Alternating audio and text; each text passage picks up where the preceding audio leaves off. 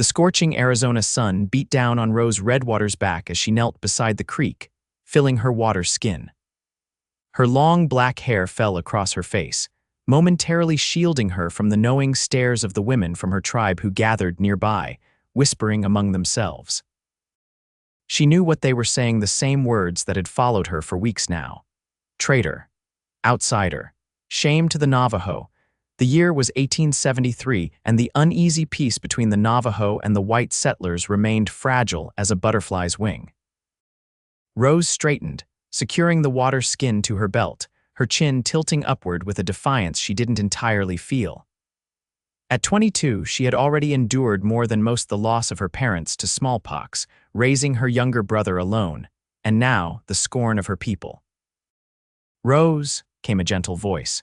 Her friend Kaya approached, glancing nervously at the other women. "My father wishes to speak with you. He says it's important." Rose nodded, knowing that a summons from Chief Makha was not to be ignored.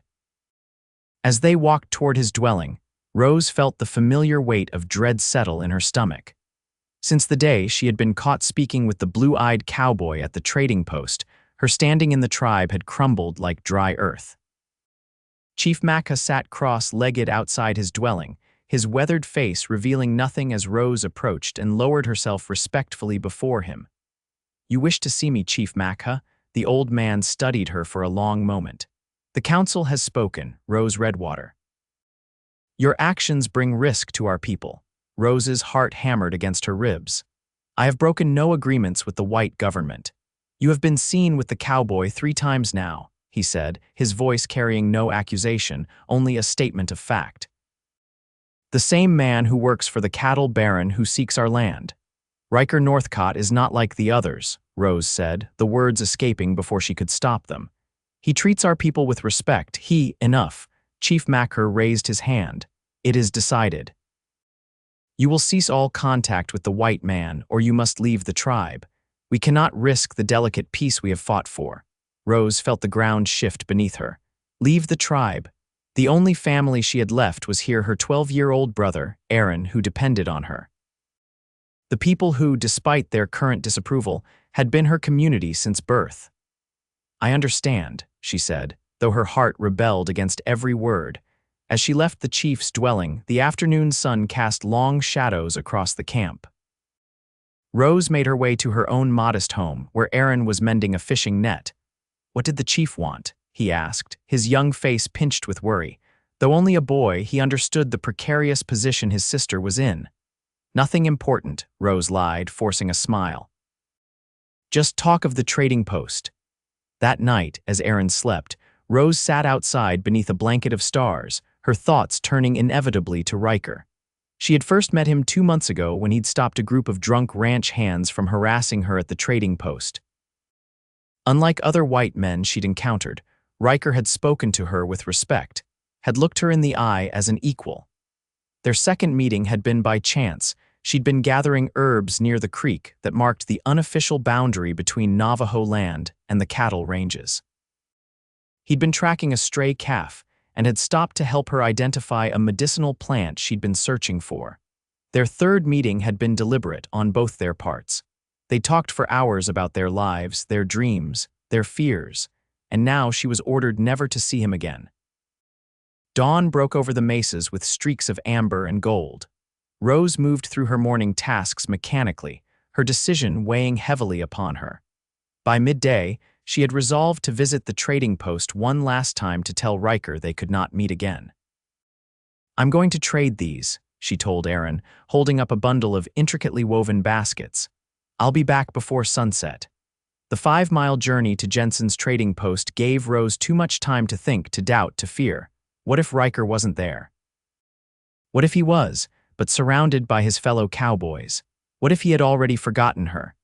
The trading post came into view, a sturdy log structure with a broad porch where men often gathered to smoke and trade stories. Rose's steps slowed as she approached, scanning the hitching posts for Ryker's distinctive dun horse with the white blaze. It wasn't there. Relief and disappointment warred within her as she climbed the steps to the porch. Inside, the trading post was cool and dim after the bright sunlight. "Mr. Jensen," a A fair-minded businessman who traded with both settlers and native tribes nodded at her entrance. "Miss Redwater," he greeted. "Got some fine baskets to trade today." Rose was negotiating for coffee and flour when the door swung open. The sudden silence told her who it was before she even turned. Ryker Northcott stood framed in the doorway, his tall frame blocking the light. His eyes found hers immediately, a smile breaking across his sun-bronzed face. "Miss Redwater," he said, removing his hat. "What a pleasant surprise." At 26, Ryker had already lived several lifetimes' worth of adventures. Orphaned young and raised by his uncle, he'd fought in the final years of the Civil War before drifting west, finding work as a cowhand for the Blackburn Cattle Company. His dark hair curled at the nape of his neck, and a faint scar across his chin spoke of hard-won experience. "Mr. Northcott," Rose replied formally. Aware of Mr. Jensen's curious gaze, Ryker approached, stopping a respectful distance away. "I was hoping to run into you," he said, his voice low. "I've been thinking about that book we discussed. It was their code a way to communicate without raising suspicions." Rose had mentioned her interest in learning to read English, and Ryker had offered to teach her. "I cannot discuss books today," Rose said, her voice tight with suppressed emotion.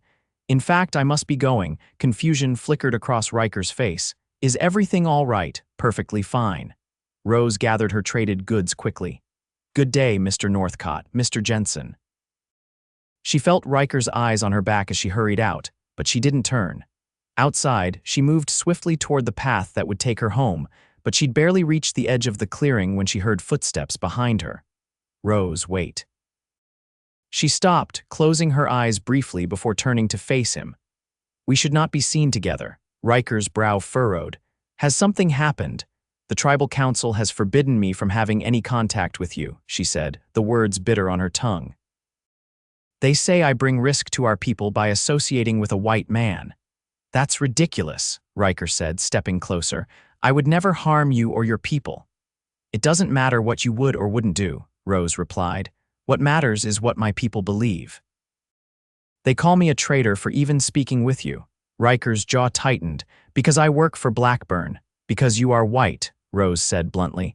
"Because history has taught my people that trust leads to betrayal." "And what do you believe?" Ryker asked softly. Rose looked up at him, at the earnest blue eyes that had seen into her soul from the first moment they'd met.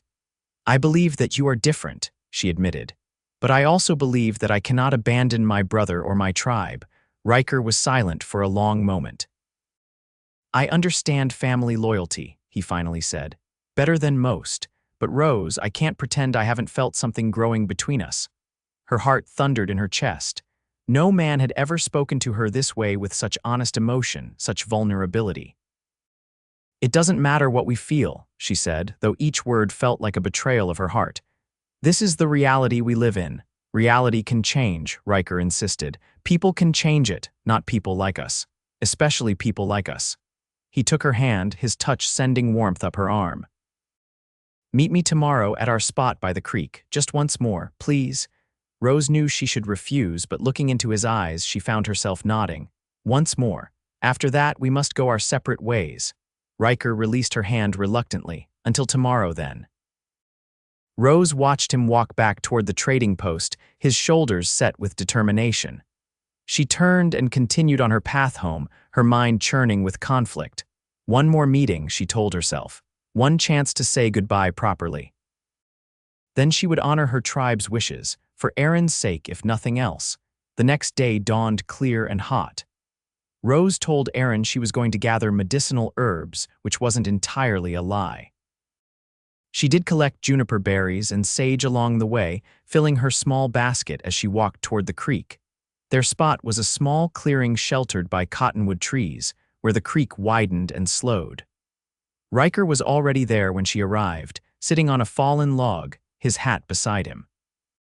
He stood when he saw her, a smile lighting his face. "I wasn't sure you would come," he said. "I wasn't sure either," Rose admitted, setting down her basket. For a moment they simply looked at each other, the weight of unspoken words hanging between them. Then Ryker gestured to a bundle beside him. "I brought something for you," he said. "A parting gift, if that's what this must be." Rose approached cautiously and sat beside him on the log. Ryker unwrapped the bundle to reveal 3 books and a small slate with chalk. "If you still want to learn to read English," he said, "these might help. This one has pictures with the words." He pointed to a primer. "And this is a book of poetry. The third is a novel I thought you might enjoy. It's about a woman who defies society's expectations." Rose touched the books reverently. "I cannot accept these if they were found." "Hide them," Ryker suggested. "Or say you found them abandoned. Please, Rose, knowledge shouldn't be denied to anyone." She hesitated, then nodded, wrapping the books back in the cloth. "Thank you. This is a generous gift." "There's something else I want to give you," Ryker said, his voice low. "Something no one can take away." Before Rose could ask what he meant, Ryker leaned forward and pressed his lips gently against hers. The kiss was brief, tender, a question more than a demand. When he pulled back, Rose's fingers flew to her mouth, her eyes wide. "I'm sorry," he said quickly. "I shouldn't have presumed." Rose silenced him by placing her hand on his. "No one has ever kissed me before," she said softly. "No one." Ryker looked surprised. "My people have different courtship customs," she explained, "and I have never been courted." "I find that hard to believe," Ryker said with a smile. "You're the most remarkable woman I've ever met." Rose felt heat rise to her cheeks. "You hardly know me." "I know enough," he insisted. "I know you're brave and intelligent. I know you care deeply for your brother and your tribe, even when they hurt you. I know you want more from life than what tradition has assigned you." His words struck a chord deep within her. How had he seen so clearly what she herself had barely acknowledged? "What do you want, Ryker?" she asked. "From life, from this?" He considered her question seriously. "I want to build something that's mine, not my uncle's, not Blackburn's, my own ranch, my own life." He paused.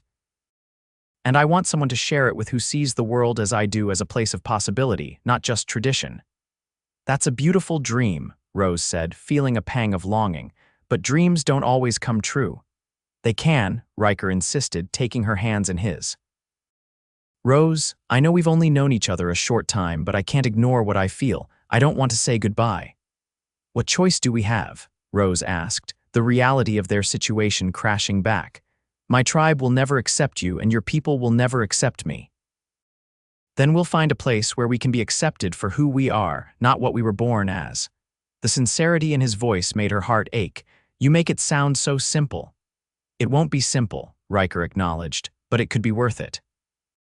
A twig snapped in the distance and Rose jumped to her feet, her senses instantly alert. "Someone's coming," she whispered. Ryker stood quickly, positioning himself between Rose and the sound. A moment later, Aaron emerged from the trees, his young face twisted with betrayal. "Aaron," Rose gasped. "What are you doing here?" "I followed you," the boy said accusingly.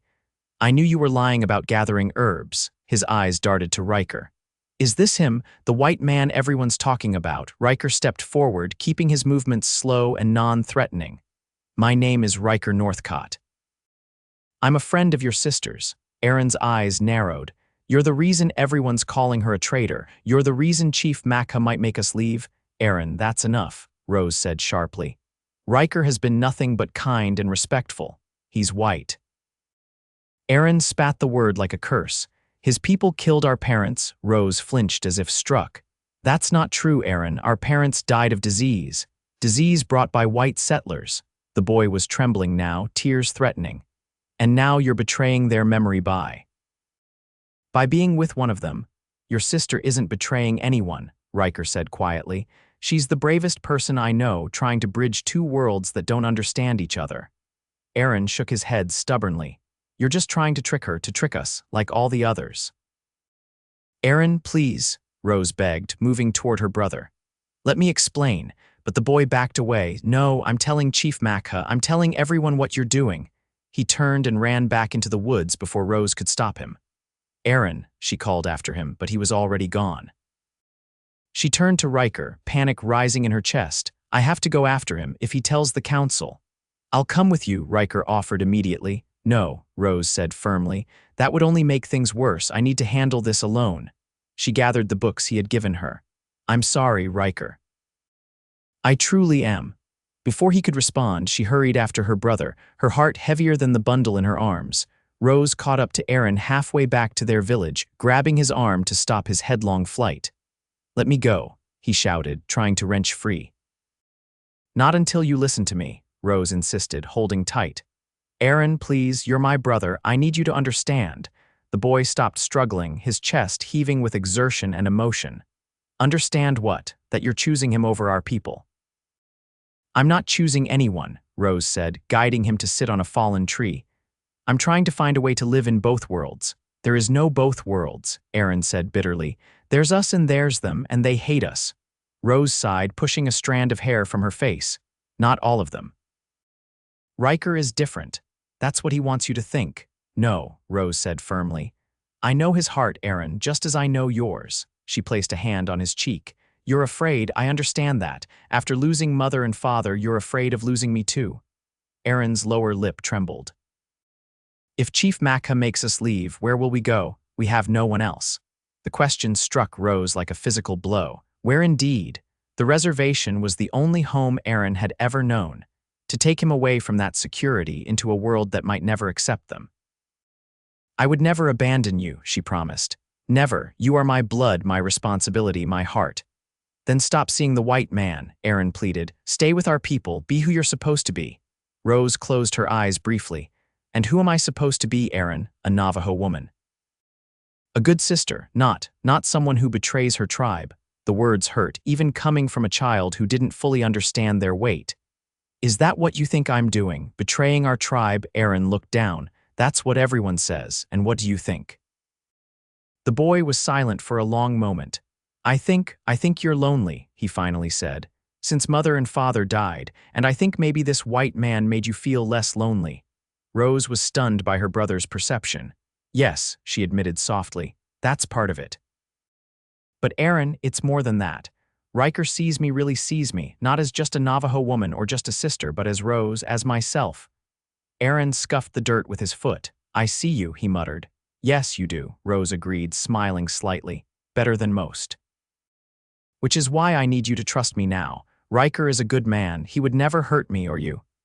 "But the others won't understand," Aaron said, his young face troubled. "They'll make us leave." Rose took a deep breath.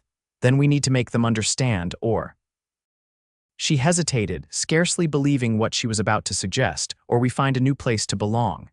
Aaron looked up sharply. "Leave the tribe voluntarily. Only if we must," Rose said.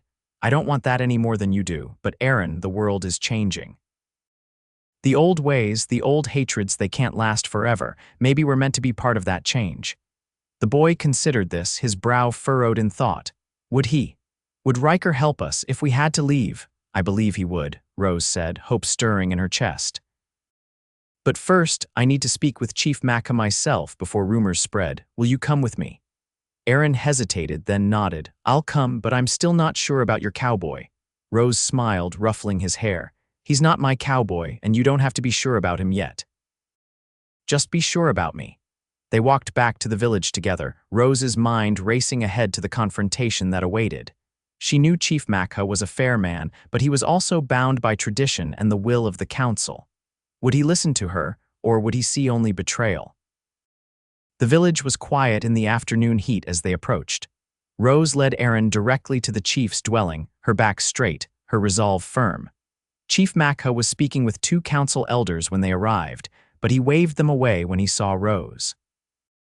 "I see determination in your eyes, Rose Redwater," he said, gesturing for her to sit. "Speak what is in your heart." Rose sat cross-legged before him, Aaron settling beside her. "Chief Macca, I have come to speak honestly about the white man, Ryker Northcott." The chief's expression remained impassive. "The cowboy who works for Blackburn." "Yes," Rose acknowledged. "But he is more than his employment. He is a man of honor and respect. He has shown nothing but goodwill toward our people." "And yet," Chief Macca said, "he remains in the service of a man who covets our land, who would see us pushed further into the barren territories."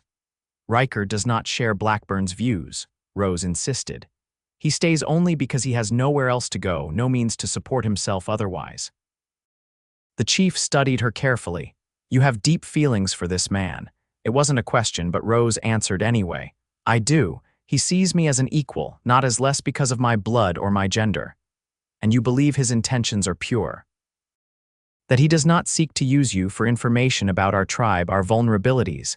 The suggestion stung, but Rose understood its source. I would stake my life on his integrity, she said firmly. Chief Macca sighed, looking suddenly older. Rose, I have known you since you were a child. Your parents were people of wisdom and strength. I see their qualities in you. He paused. But you must understand why such a connection frightens our people. We have suffered much at the hands of white settlers. I know our history, Rose said softly. But I also believe in the possibility of change, of healing. One man cannot heal generations of wounds, the chief countered. No, Rose agreed, but it must start somewhere with someone. Aaron, who had been silent until now, suddenly spoke up. Chief Macca, my sister is not a traitor. She loves our people. She has raised me in our ways, taught me our stories, but she also believes that Ryker Northcott is different from other white men. The chief's eyebrows rose slightly at the boy's defense. And what do you believe, young Aaron? Aaron hesitated. I believe my sister wouldn't care for someone who wished us harm, and I don't want to leave our tribe. Chief Macca nodded slowly. The council has spoken, Rose. They fear what your association with this cowboy might bring. But I am still chief, and I have lived long enough to know that fear often masquerades as wisdom. He was silent for a moment, considering. Bring him to me. Rose blinked in surprise. You wish to meet Ryker? I wish to judge this man for myself, Chief Macca said. If he truly respects our people as you claim, let him come before me, alone and unarmed. Hope bloomed in Rose's chest. When? Tomorrow, when the sun reaches its highest point, the chief decided. Until then, you will remain in the village. Rose bowed her head in acceptance. Thank you, Chief Macca. You are wise and fair. As they left the chief's dwelling, Aaron looked up at his sister. Do you think Ryker will come? If I can get word to him, Rose said, her mind already working on the problem. He's brave, but entering a Navajo village alone would test any man's courage. I could go, Aaron offered unexpectedly. I know what he looks like now. I could find him at the creek. Rose stared at her brother in surprise. You would do that? Aaron shrugged, trying to appear nonchalant. I still don't trust him, but I trust you, and I don't want to leave our home. Rose hugged him impulsively. Thank you, little brother, but no, it's too dangerous for you to go alone. I'll find another way. That opportunity came sooner than expected. As evening approached, Kaya visited their dwelling, bringing a pot of stew. The women are talking, she said quietly once they were alone. They say Chief Macca has summoned the white cowboy. News travels fast, Rose sighed. Yes, the chief wishes to meet Ryker, but I have no way to get a message to him. Kaya glanced toward the door, ensuring they weren't overheard. My cousin is riding to the trading post at dawn. He could deliver a message. Rose grasped her friend's hands. Would he, even knowing what it contains? He owes me a favor, Kaya said with a small smile, and not everyone shares the council's view. Some of us remember that before the white settlers, we traded and sometimes even married with other tribes. Boundaries were not always so rigid. Thank you, Rose whispered fervently. She quickly wrote a note in the rudimentary English Ryker had been teaching her, explaining the chief's summons and the importance of coming unarmed. That night, sleep eluded her. Would Ryker receive her message? Would he come? And if he did, would Chief Macca see in him what she saw, or would he perceive only threat and deception? The following day stretched endlessly as Rose waited, helping with the communal breakfast, mending clothes, all while anxiety churned in her stomach. Aaron stayed close to her, unusually quiet, his own nervousness evident in his fidgeting hands. As midday approached, a murmur spread through the village. Rose looked up from the basket she was weaving to see a figure on horseback approaching from the east. Even at a distance, she recognized Ryker's distinctive posture, the way he sat tall and easy in the saddle. He came, Aaron whispered beside her, sounding both impressed and apprehensive.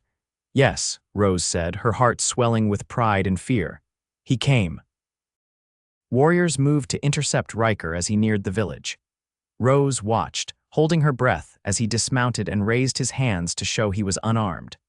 After a brief exchange, he was escorted toward Chief Macca's dwelling, where the chief waited outside, seated on a buffalo robe.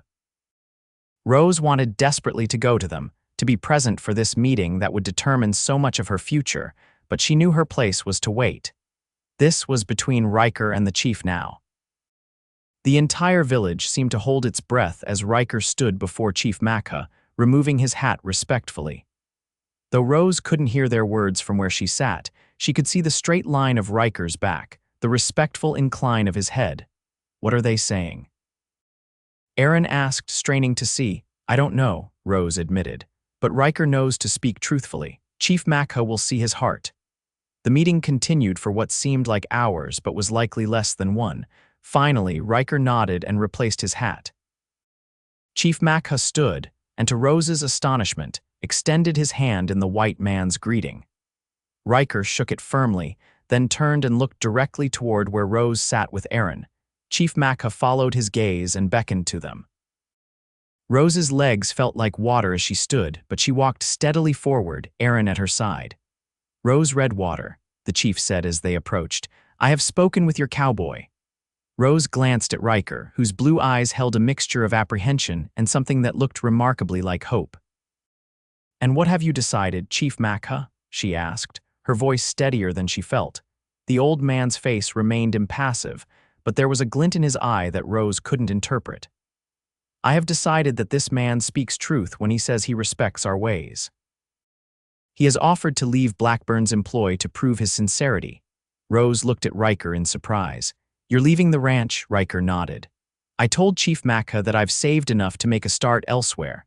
Smaller, but my own place. Land that doesn't encroach on Navajo territory. And the chief continued, he has asked for my blessing to court you properly, according to our customs. Rose's heart seemed to stop, then race forward. What? Ryker stepped toward her, his expression earnest. I told the chief that I care deeply for you, Rose. That I want to honor your traditions while building something new together, if you'll have me. The council will not be pleased, Chief Makha warned. There will be those who still call you traitor, Rose Redwater, who will say I have betrayed our people by allowing this. And what do you say, Chief Makha? Rose asked softly. The old man's face softened slightly. I say that the winds of change are blowing across our lands whether we wish them to or not. Better to bend like the willow than break like the oak. He looked at Ryker appraisingly. This man has courage. He came alone into the camp of those his kind would call enemies. He speaks of respect and understanding, not conquest. Rose hardly dared to breathe. Then you give your blessing. I give my permission for him to court you according to our ways, Chief Makha clarified. What comes after will depend on his actions, not just his words. He turned to Ryker. You understand that our courtship is not quick like the white man's way, that you must prove yourself worthy over time. Ryker nodded solemnly. I understand, sir. And I'm willing to learn your customs to show proper respect. The chief nodded once, then turned back to Rose.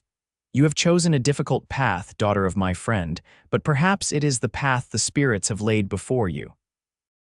With that, he walked away, leaving Rose, Aaron, and Ryker standing in stunned silence.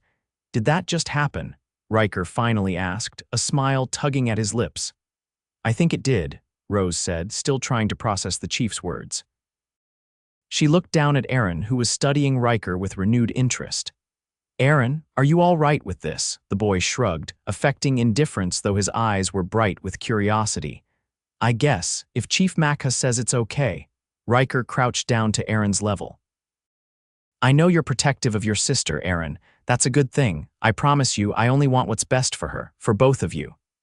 Aaron regarded him suspiciously. You're really leaving your job, your own people? The ranch isn't my people, Ryker said. It's just a place I work.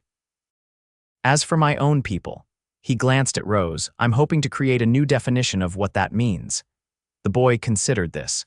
Can you teach me to ride a horse, a real one, not just the ponies? Ryker grinned. I reckon that could be arranged, with your sister's permission, of course. Rose felt a warmth spreading through her chest as she watched them, the two people she cared for most in the world beginning to forge their own tentative connection. This won't be easy, she warned Ryker. The council, the other ranchers, the settlers in town, they'll all have opinions about us. Let them, Ryker said, standing and taking her hand. I told your chief, and I'll tell anyone else who asks if loving you makes me a traitor to some, then I'll wear that title proudly. The weeks that followed tested both Rose and Ryker's resolve. True to the chief's prediction, many in the tribe remained suspicious of Ryker's intentions and disapproving of Rose's choice. The traditional courtship rituals, which involved gifts to the family and demonstrations of the suitor's ability to provide, were adapted to accommodate their unique situation. Ryker left Blackburn's employ, which earned him the rancher's enmity and closed many doors in the white community. He purchased a small plot of land adjacent to Navajo territory, not prime grazing land, but with a good water source and enough acreage to start a modest herd. He built a simple cabin with his own hands, incorporating elements of both cultures in its design. Aaron, initially wary, gradually warmed to Ryker as the cowboy kept his promise to teach the boy to ride and handle cattle.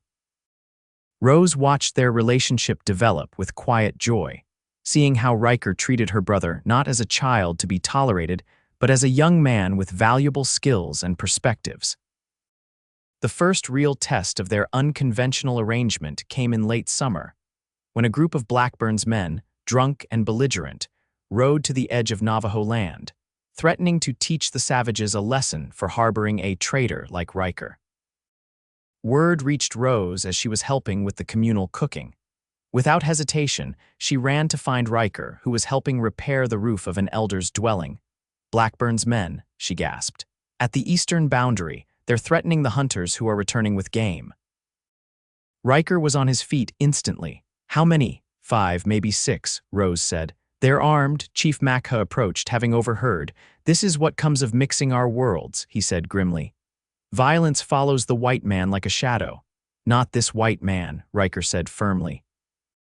"This is Blackburn's doing. Let me talk to them, Chief Makha. They're here because of me." The chief considered this. "You go unarmed into our camp as a gesture of peace. Will you go armed to face your own kind?" It was a test, Rose realized. Of Ryker's true loyalties, of his commitment to peaceful resolution.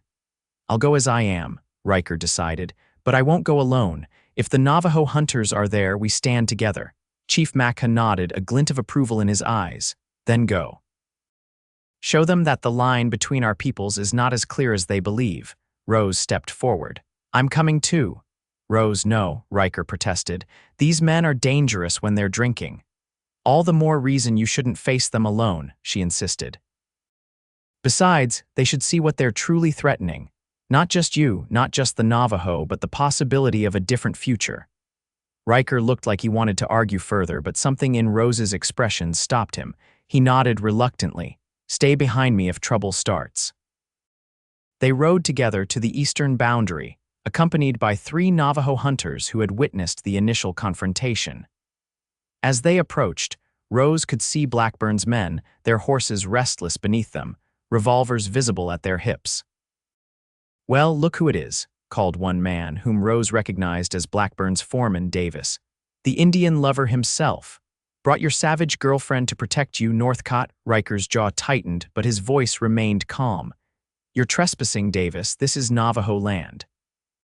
"Not for long," another cowboy slurred. "Boss says this'll all be Blackburn Range by next spring. Government's gonna relocate the whole lot of 'em." The Navajo hunters stiffened at this, exchanging glances. Rose felt a chill run through her. Relocation, the word that haunted every native tribe. "Blackburn's lying to you," Ryker said. "The treaty protects this land, and even if it didn't, this isn't the way to settle boundaries, not with threats and guns." Davis spat on the ground. "Listen to him, boys, gone native completely.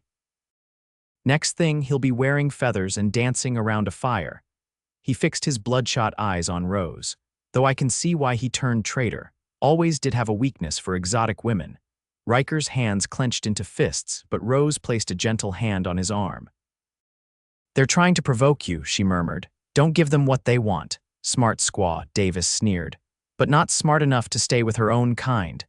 "My kind," Rose said clearly, meeting the foreman's gaze without flinching, "are people who treat others with dignity, who seek understanding rather than conflict. By that measure, Ryker is more my kind than you will ever be." Davis's face darkened. "You letting your woman fight your battles now, Northcott?" "Rose speaks for herself," Ryker replied evenly. "And she speaks truth. Now take your men and go, Davis. You're drunk and this won't end well if you stay." "Is that a threat?" Davis's hand moved toward his revolver. "It's a fact," came a new voice. Rose turned to see Chief Macca approaching on his pinto horse, Aaron riding double behind him. The chief's presence was commanding, his expression severe. "You are outnumbered, white men, and you trespass on land protected by treaty with your government." Davis hesitated, looking around.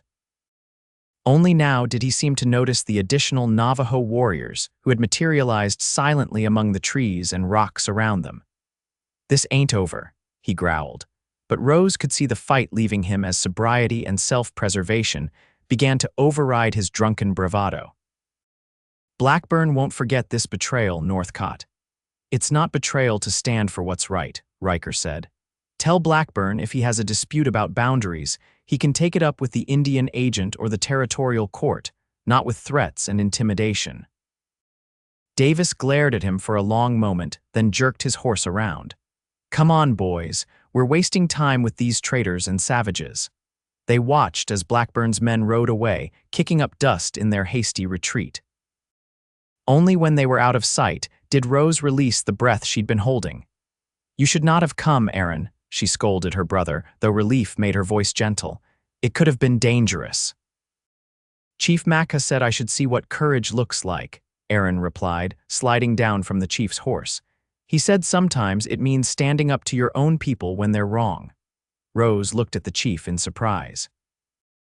The old man's face remained impassive, but she thought she detected a hint of approval in his dark eyes. "The boy speaks truth," Chief Macca said. "Today, Ryker Northcott has shown where his loyalty lies, not with skin color or origin, but with justice." He turned to Ryker. "You stood unarmed against your former companions. You chose words over weapons. These are the actions of a man worthy of respect." Ryker inclined his head. "Thank you, Chief Macca, but it was Rose who truly showed courage today." She faced their hatred without flinching, without returning it in kind. "Indeed," the chief agreed, looking at Rose with new appreciation. "Perhaps there is wisdom in this path you have chosen, different though it is from our traditions." As they rode back to the village, Rose felt something shift in the atmosphere. The warriors who had witnessed the confrontation spoke among themselves, recounting Ryker's steadfast defense of Navajo land rights, Rose's dignified response to the cowboys' taunts. By the time they reached the center of the village, the story had spread, growing perhaps a little in the telling. That evening, for the first time, Ryker was invited to join the communal meal around the central fire, a significant honor, and a public acknowledgement of his acceptance, however tentative, into the tribe's extended circle. As Rose sat beside him, she felt a profound sense of gratitude. The path ahead remained uncertain, fraught with challenges from both worlds they straddled. But today had shown that change was possible, that hearts and minds could open, however slowly. "You're thinking deep thoughts," Ryker observed quietly, noticing her contemplative expression. "I'm thinking about boundaries," Rose replied. "About how they're meant to divide us, yet here we sit, proving they can be crossed." Ryker took her hand, his touch warm and reassuring, crossed or perhaps redrawn entirely. Across the fire, Aaron was listening intently as one of the elders told a traditional story, his young face animated in the flickering light. Chief Macca, seated in the place of honor, watched them all with the patience of one who had seen many seasons come and go. "Do you regret it?" Rose asked suddenly. "Standing against your own people today, the consequences may follow you for years." Ryker's blue eyes reflected the dancing flames as he turned to her. "They're not my people if they reject everything I believe in: respect, fairness, the right to choose one's own path." His voice dropped lower, meant for her ears alone. "I told you once, if loving you makes me a traitor in their eyes, then I'll wear that title proudly. I meant it then, and I mean it now." The autumn days grew shorter as Ryker's courtship of Rose continued according to Navajo custom. He brought gifts not just to Rose but to Aaron and to the tribe's communal stores game he had hunted, vegetables from the small garden he had started, tools he had made. He participated in tribal ceremonies when invited, learning the songs and dances with genuine interest and respect. Rose, in turn, divided her time between the village and Ryker's small ranch, helping him improve the cabin, teaching him Navajo words and customs, gradually creating a space that belonged to both worlds and yet was uniquely their own. Aaron flourished under this arrangement, absorbing Ryker's knowledge of horses and cattle while maintaining his connection to tribal traditions. The boy who had once been torn between loyalty to his sister and loyalty to his tribe now moved confidently between both spheres, a living bridge between cultures. Not everyone approved, of course. Some tribal members still kept their distance, eyeing Ryker with suspicion when he visited the village. In town, Ryker faced cold shoulders and occasional open hostility from those who saw his association with the Navajo as a betrayal of his race. But there were others on both sides who watched with cautious curiosity and sometimes even tentative approval. Mr. Jensen at the trading post began stocking goods that appealed to both communities, creating a neutral space where cultural exchanges could happen naturally. A few progressive-minded settlers visited Ryker's ranch, intrigued by his integration of native and white farming and ranching techniques.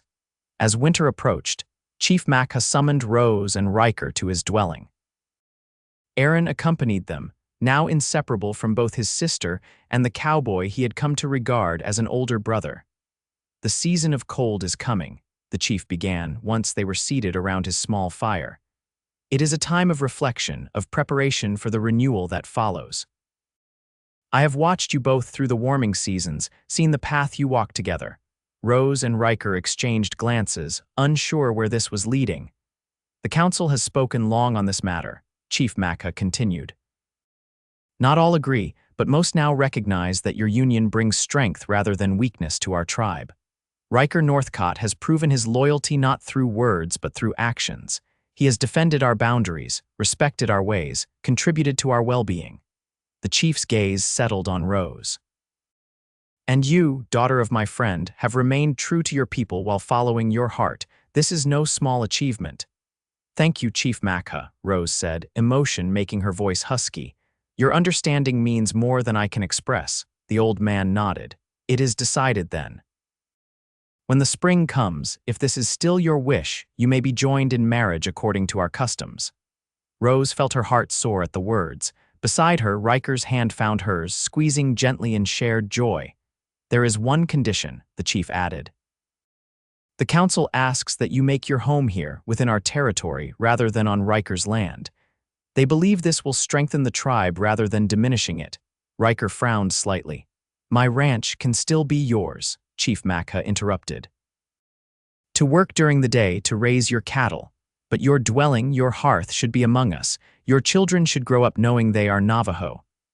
Rose held her breath, watching Ryker's face. This was no small request. For a white man to live permanently in a native village, to raise his children as Navajo, it went against everything his society expected. Ryker was silent for a long moment, considering. Then he straightened his shoulders. "I understand the council's concern. And I agree our children should know their mother's heritage, their grandmother's stories." He looked at Rose, his expression softening. "If Rose is willing, we'll build our home here." "I am willing," Rose said quietly. "More than willing." Aaron, who had been listening intently, broke into a wide grin. "Does this mean Ryker will teach all the boys to ride and rope, and that I can still help at the ranch?" Chief Macca chuckled, the sound rare and welcome. "Yes, young one, it means your family remains whole and grows stronger." He looked at Ryker. "It also means you become truly one of us, Ryker Northcott, not just the white man who married a Navajo woman but a member of our tribe with all the responsibilities that entails." "I understand," Ryker said solemnly, "and I accept with gratitude and humility." As they left the chief's dwelling, the winter's first snow began to fall, delicate flakes drifting down from a pewter sky. Rose turned her face upward, feeling the cold kiss of snowflakes on her skin. "Are you sure about this?" she asked Ryker softly. "Living in the village permanently, it's a bigger commitment than I expected the council to ask." Ryker wrapped an arm around her shoulders, drawing her close against the chill. "I'm sure about you, Rose. The rest is just details." He smiled down at her. "Besides, it makes sense. My ranch is too small yet to support us comfortably. This way, we have the support of your people while we build something for the future." Aaron danced ahead of them, trying to catch snowflakes on his tongue. "Race you back," he called, taking off through the gently falling snow. Rose watched him go, her heart full. "Our children," she said softly, testing the words. "Our children will have a better world than we did, Ryker. A world where they don't have to choose between two heritages, two cultures. They'll have the best of both," Ryker agreed. "And they'll know that love crosses all boundaries of race, of custom, of history." Rose turned in his arms, looking up into his face, the face that had become as dear and necessary to her as breath itself. "They called me a traitor for loving you," she said, remembering the painful words that had once threatened to keep them apart. Ryker's smile was tender as he brushed a snowflake from her cheek. "And I said, then let me be a traitor too, the best decision I ever made." He lowered his lips to hers, a promise sealed in the falling snow, witnessed by the silent mountains and the vast, accepting sky. The winter passed in a rhythm of daily tasks and evening gatherings, of storms weathered and clear, star-filled nights. Rose and Ryker, with Aaron's enthusiastic help, began building their dwelling on the eastern edge of the village, a sturdy structure that incorporated elements of both Navajo and white architectural styles. The women of the tribe, seeing Rose's happiness and Ryker's genuine commitment, gradually warmed to the idea of their union, offering assistance with the traditional aspects of preparing a new home. Spring arrived with a burst of wildflowers across the mesas and renewed activity on Ryker's small ranch. The first calves were born to his modest herd, a promise of prosperity to come. Aaron spent more time at the ranch now, proudly learning the skills of a cattleman while maintaining his place within the tribe. As the appointed day for their marriage approached, Rose found herself experiencing not the nervousness she had expected, but a profound sense of rightness. The path that had seemed so uncertain, so fraught with opposition and conflict, now stretched before her clear and inviting. The wedding ceremony combined traditional Navajo elements with a few concessions to Ryker's background. Rose wore a velvet blouse and full skirt in the Navajo style, adorned with silver and turquoise jewelry that had belonged to her mother. Ryker wore a new shirt and pants, with a woven Navajo sash as acknowledgement of his new family. Chief Makha presided, speaking of the union not just of two people, but of two traditions, two ways of seeing the world that could strengthen rather than diminish each other. The entire tribe attended, along with a few supportive settlers from the area, including Mr. Jensen from the trading post and a young missionary couple who had shown unusual respect for Navajo customs. Notably absent were any representatives from the Blackburn Ranch.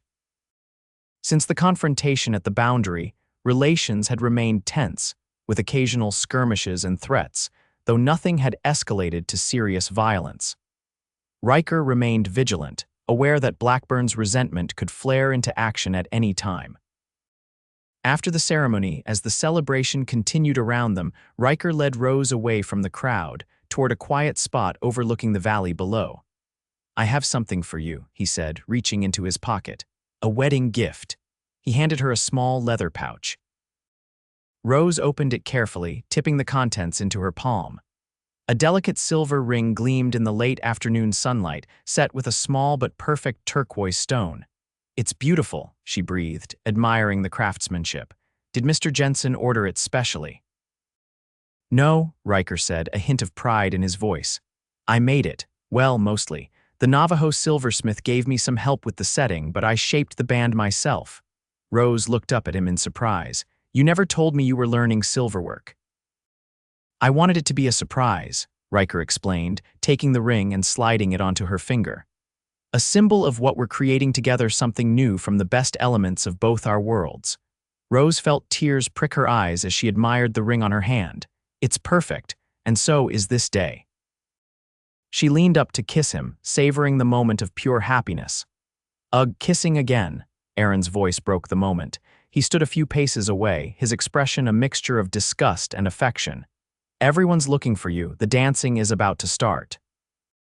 Ryker laughed, wrapping an arm around the boy's shoulders. "Can't a man kiss his wife in peace?" "Wife," Rose repeated, the word still new and wonderful on her tongue. "Husband," Aaron rolled his eyes, but he was smiling. Come on, family, the celebration's not over yet, family. The word echoed in Rose's heart as they walked back toward the village, hand in hand. Not just she and Aaron anymore, but a new circle, expanded to include Ryker and all the possibilities their union represented. The year that followed their marriage brought both challenges and joys. Ryker's ranch began to prosper, with help from several young Navajo men who were eager to learn cattle-raising techniques. The boundary disputes with Blackburn continued, but remained mostly verbal, thanks in part to the increased presence of federal troops at a nearby fort who were under orders to enforce treaty rights. Rose's position within the tribe strengthened as her marriage proved to be exactly what she had claimed, a bridge between cultures, rather than a betrayal of her heritage. She continued to teach the children traditional stories and crafts, while also introducing literacy in English to those who wished to learn. Aaron, now 14, had grown tall and confident, as comfortable on horseback as on foot, respected by both the tribe and the small but growing community of settlers who sought peaceful coexistence rather than conflict. When Rose discovered she was expecting a child, the news was celebrated throughout the village. Chief Makha, now visibly aging but still sharp of mind, declared that the baby would be a symbol of the new path. Their community was forging honoring traditions while embracing necessary change. As Rose's pregnancy progressed, she and Ryker spent evenings planning for their child's future, imagining a world where the divisions that had once threatened to keep them apart would continue to heal and diminish. What shall we name the baby? Ryker asked one evening as they sat outside their dwelling, watching the sunset paint the mesas in shades of gold and crimson. If it's a boy, Rose said thoughtfully, perhaps Thomas after your father. Ryker looked surprised. You would choose a white name. A family name, Rose corrected gently. Just as we might choose a Navajo name to honor my parents, our child will be both, Ryker, always both. He placed a hand on her rounded belly, feeling the baby's movements, and if it's a girl, Rose smiled. Then I thought perhaps Harmony. Not a traditional name for either of our peoples, but a new one for a new beginning. Harmony, Ryker repeated, testing the sound of it. I like that. It's what we're building here, isn't it? Not just you and me, but all of us, a harmony of different voices. The baby was born on a clear autumn day with the assistance of the tribe's midwife and Rose's friend Kaya. A girl with Rose's dark hair and Ryker's blue eyes, a living embodiment of their union. Harmony, Rose whispered, cradling her daughter. Harmony Northcott. Ryker sat beside them on the bed, his face alight with wonder and love. She's perfect, absolutely perfect. Aaron peered at his niece with curious affection. She's so small, but her grip is strong, he laughed as the baby clutched his finger. She'll be riding her own pony before we know it. The news of Harmony's birth spread quickly through the region, eliciting varied reactions. Most of the tribe welcomed her as one of their own, a child of mixed blood but fully Navajo in her mother's lineage.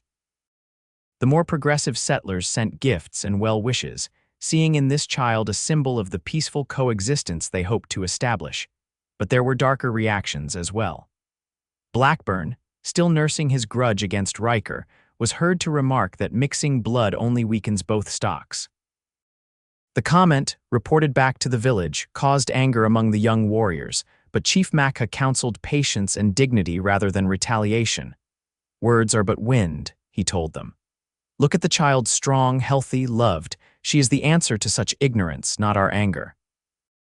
As Harmony grew from infant to toddler, she became a beloved figure in the village, equally at home in her Navajo extended family and on her father's ranch. She learned both English and Navajo naturally, switching between languages with the ease of one who had never known they were supposed to be separate worlds. On Harmony's third birthday, a celebration was held that drew participants from both communities.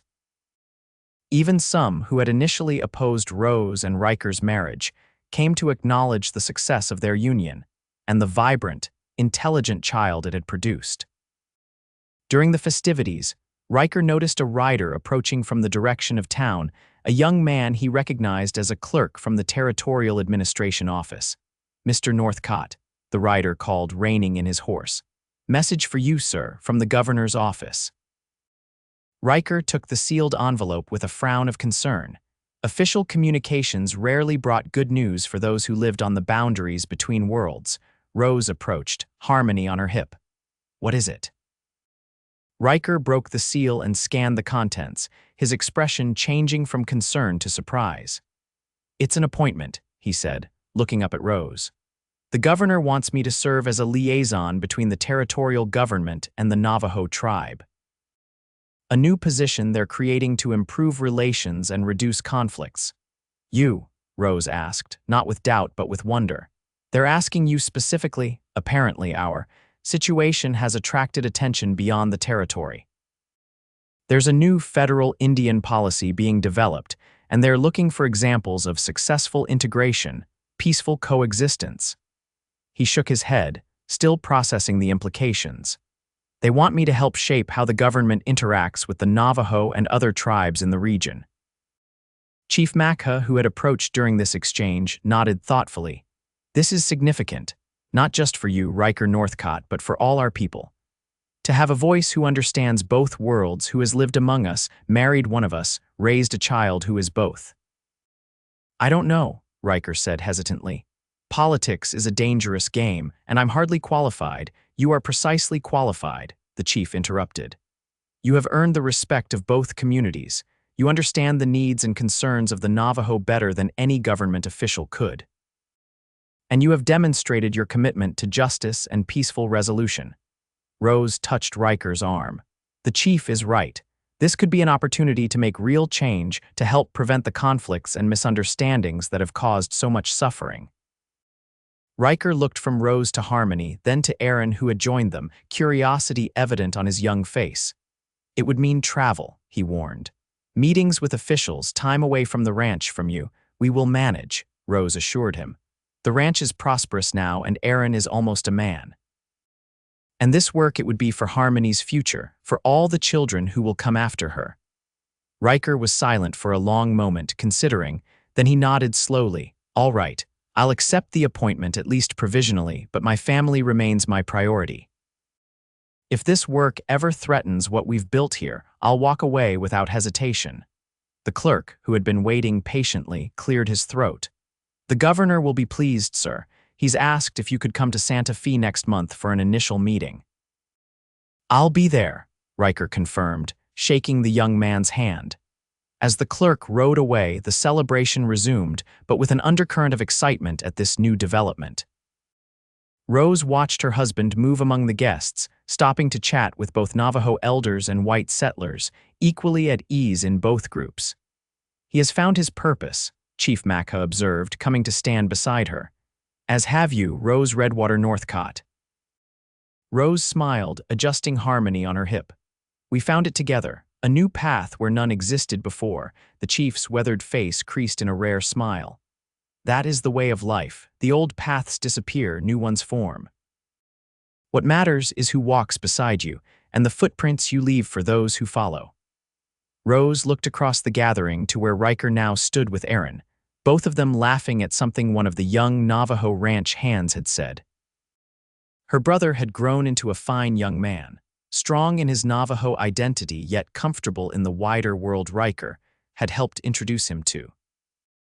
And Harmony, beautiful, vibrant Harmony, with her mother's dark hair and her father's blue eyes, she would grow up knowing that love could indeed cross all boundaries. That being of two worlds was not a burden but a gift. That the very things that made her different also made her uniquely valuable as a bridge between cultures. They called me a traitor once, Rose murmured, more to herself than to the chief. For loving across tribes, Chief Makha nodded. And Ryker said, then let me be a traitor too, Rose finished, smiling at the memory. The best kind of traitor, one who betrays only hatred and ignorance while remaining loyal to love and understanding. The sun was setting now, casting long shadows across the celebration. Ryker caught Rose's eye across the gathering, and smiled that same warm, steadfast smile that had first captured her heart 4 years ago. In that moment, Rose felt the fullness of their journey from forbidden meetings by the creek to this vibrant community they had helped create, where their daughter could grow up proud of both her heritages. the path forward would not always be smooth. Prejudice and misunderstanding would not disappear overnight, but they had proven that change was possible, that love could indeed transcend the artificial boundaries humans created to separate themselves from one another. As twilight deepened into evening and the stars began to appear overhead, Rose thought of all the nights she had looked up at these same stars as a child with her parents, as a young woman raising her brother alone, as a wife beside her husband, and now as a mother with her daughter in her arms. The stars remained constant, even as life below changed and evolved. That was the great truth she had learned, that beneath all the divisions and differences, there existed a shared humanity as vast and enduring as the sky above. Ryker came to join her, wrapping an arm around her shoulders and dropping a kiss on Harmony's dark curls. "Happy?" he asked simply. Rose leaned into his embrace, feeling the steady beat of his heart against her shoulder. "More than happy," she replied. "Complete." Around them, the celebration continued, Navajo songs blending with fiddle music, traditional foods shared alongside settlers' contributions, children of both communities playing together in the gathering dusk. Not perfect harmony, perhaps, but a beginning. A possibility demonstrated rather than merely imagined. And at the center of it all, a family that should not have existed according to the rigid thinking of their time, a Navajo woman, a white cowboy, a teenage boy finding his own path between worlds, and a little girl whose very existence challenged the notion that love should stop at boundaries of race or culture. "Look," Aaron called, pointing upward as a shooting star blazed across the darkening sky. "Make a wish." Rose closed her eyes briefly, then opened them to find Ryker watching her with tender curiosity. "What did you wish for?" he asked. Rose smiled, watching Harmony's eyes grow heavy with sleep against her shoulder. "Nothing," she said truthfully. "I already have everything I could possibly wish for." Ryker's smile deepened, crinkling the corners of his eyes. "Me too, Rose, me too." The night wrapped around them like a blanket, stars spinning their ancient patterns overhead. Below, a new pattern was being woven, a tapestry of lives intertwined, of traditions honored and boundaries transcended, of love that refused to be constrained by the artificial divisions of human making. They had been called traitors once, for daring to love across those divisions. Now, they were pioneers of a different kind, showing by example that the heart recognizes no boundaries, that family can be defined by love rather than blood, and that the future belongs to those brave enough to imagine it differently. In the years to come, as Harmony grew and other children joined their family, as Ryker's work helped shape more respectful policies toward Native peoples, as Rose continued to preserve and share her tribal heritage while embracing the changing world around them, they would face new challenges and celebrate new triumphs.